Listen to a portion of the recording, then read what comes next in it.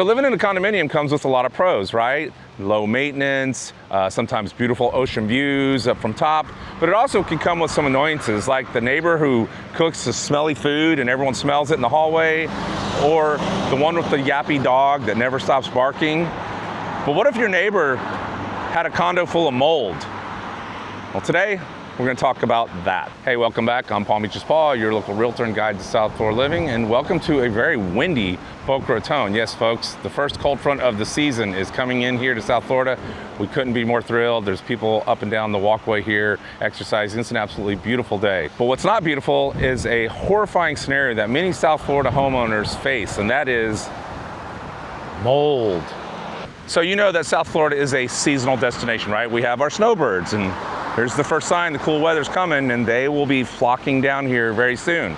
But many of these condo buildings that you see back up here, they're empty right now. And that is because a lot of condo owners only live here seasonally, right? They're here for the good winter months while it's freezing up there in the north. They're down here where it's nice and warm. So what do? Well, sometime after Easter, many of them lock up those condos, turn the thermostat up to 77, take their bags, and head back up to the northeast. In most cases, that scenario is perfectly fine. But one condo owner didn't, and that's what's making headlines. All right, so let's start with the basics. Mold needs three things: moisture, which we have plenty of in South Florida, heat, we got a lot of that, and darkness. But in a state like Florida, with all those elements, your air conditioning isn't just for comfort, it's actually for your home's defense. Hey, by the way, I know I've been doing a lot of home tours for you and city tours, but I haven't talked about condos, and I wanted to get back on that subject because it's important. And so this is going to be more of an educational video, but I will be back to my home tours and city tours for my next video, so keep watching. So one particular condo owner decided that he was going back for the season, and he did just that. He buttoned up his condo, got everything ready for the summer, put his AC up to 77, locked the door and left, and thought, I'll be back next season, which many South Florida residents do. But if you were watching me this past summer in any of my videos, you know that we had a hellish summer. I mean, it was hot and humid. You guys saw the one video I walked in Delray where I thought I had a heat stroke, and I actually think I did that day. Well, this summer we had so much rain and so much humidity that it was literally off the charts. Well, unfortunately for this particular owner, his AC, although it tried its best, could not combat all that humidity. So this particular owner set their air conditioner at 77 thinking, okay, we're leaving for the season, I'm setting my AC at 77 and I'm good.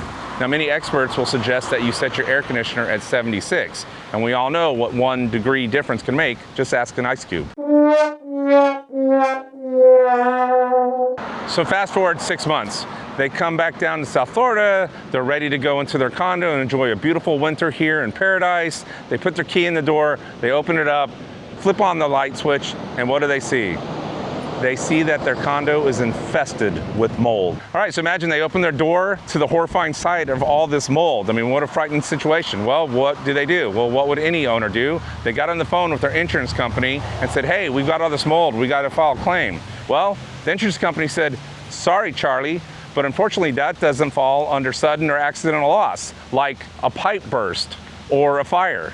So who's at fault, or who's going to fix this? So fighting your insurance company on a claim like this is not only an uphill battle, but it would be quite expensive, because most insurance companies probably aren't going to cover a mold or humidity bloom. So who's going to take care of this? Is it going to be the condo association, the owner themselves?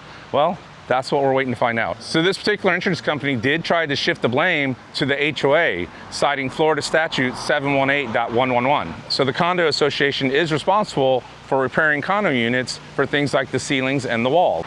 By the way, speaking of walls, because you know I love history, guys, this is the Sanborn Wall, and on this very spot on June 1942, spies from German U-boats landed and occupied Dr. William Sanborn's home, built in the site.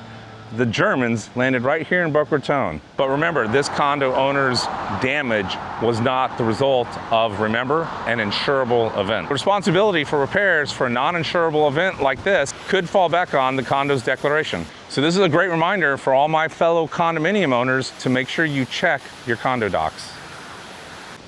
All right, hey, we switched locations. We're over here in beautiful Meisner Park here in Boca Raton. I had to stop and get myself a little coffee break, so I got myself a nice pumpkin spiced iced latte right here at Subculture Coffee, one of the great little coffee shops you can visit when you're here in Boca. So be sure to check those guys out.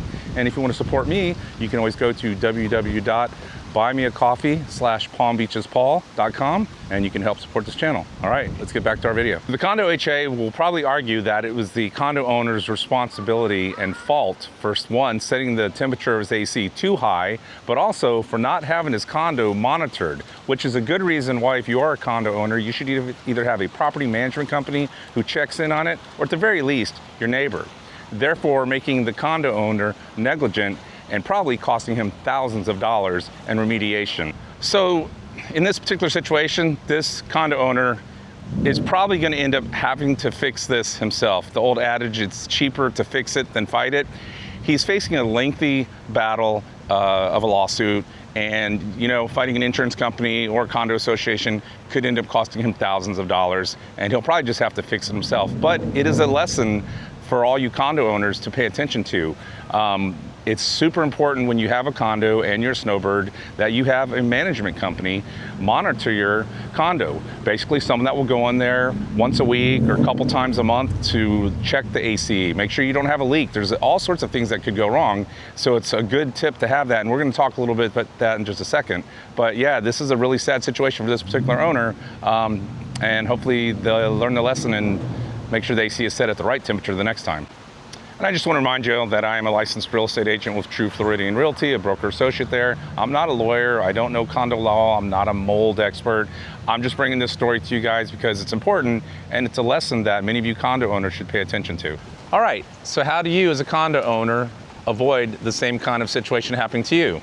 Well, one, smart thermostats. Everybody's getting them. You want to make sure that you have a smart thermostat up to date, and hey, if it's one that you can monitor from your phone when you're all the way up in New York or wherever you are, all the better. By the way, isn't it a beautiful day? This is paradise weather, y'all.